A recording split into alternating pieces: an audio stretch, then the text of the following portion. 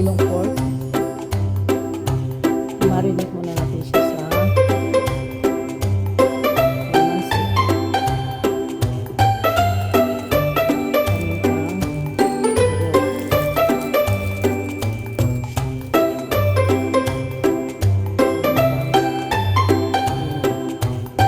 Tansyahan na guys. Isyunin.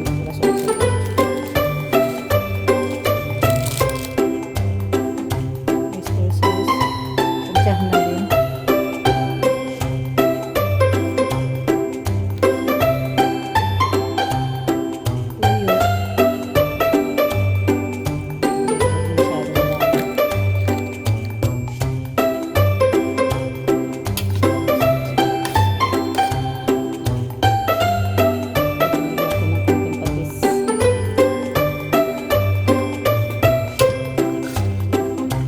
Marinate muna natin ng at least mga isang oras. Balikan natin siya.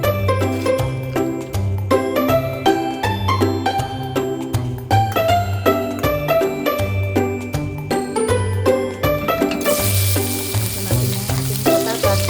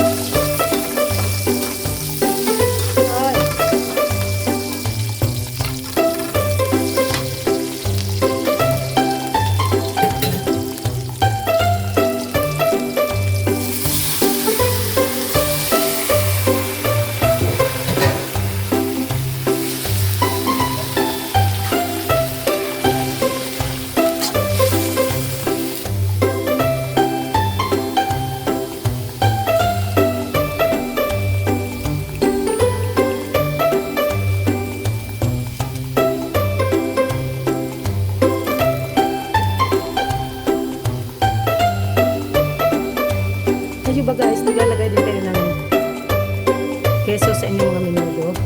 Ito optional lamang. Hindi naman kailangan maglalagay lagi. Depende lang naman sa inyong trip. Kaya masyadong durog malambot kasi kung edel.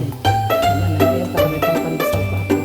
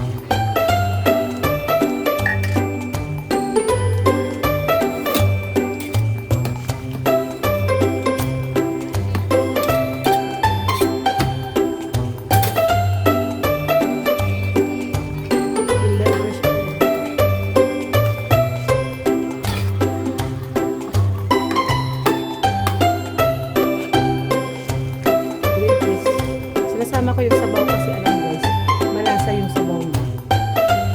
Kaya sinasama ko talaga. Kasi tinikman ko eh, masarap yung lasa niya. Kaya nakadagdag pa lasa niya.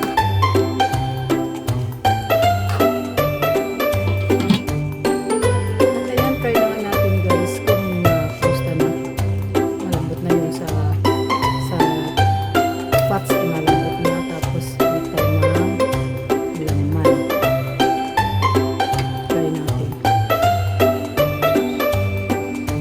Try na natin yung liver. Try na natin ang ating beaches. Dadumami na. Hindi na siya mukhang 2 kilo. Mukhang 5 kilo na. Konti lang naman to, 10 piso lang. Kasi ubus ko na. Pickles. Ang patanggal ng haluin na natin ng bongga-bongga. Tira,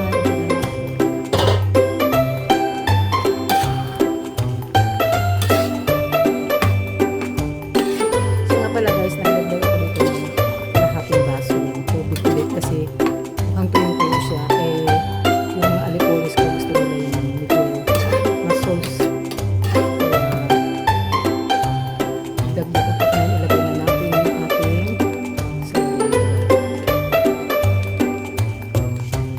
Yung grams to. 250 grams na tomato sauce.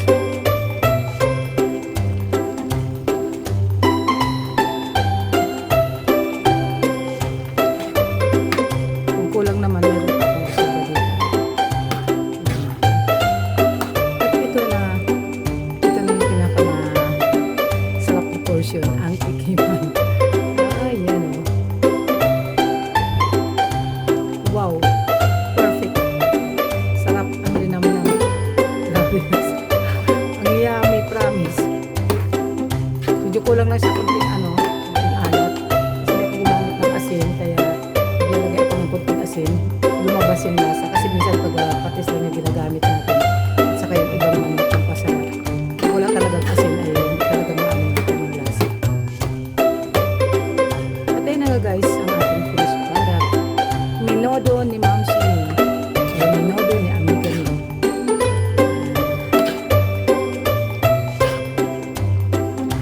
Maraming salamat sa support na palagi. God bless us all. Jesus loves you. And Amiga ni Mix Vlogs.